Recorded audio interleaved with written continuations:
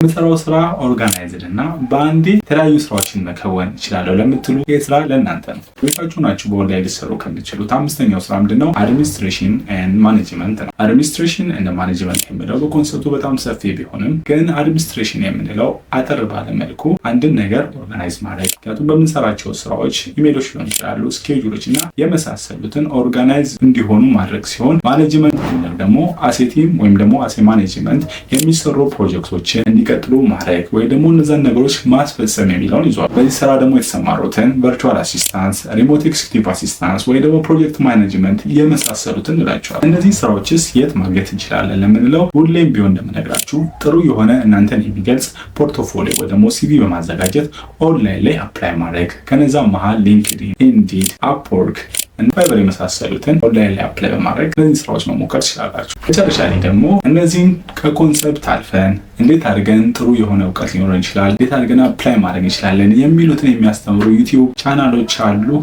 ሊንክ ከታች አስቀምጥላችኋለሁ። እነዚህን የመሳሰሉ ደግሞ ኢንፎርሜሽኖችን የምትፈልጉ ከሆነ ፎሎ ማድረግ እንዳይረሳችሁ። ሰላም ዋሉልኝ።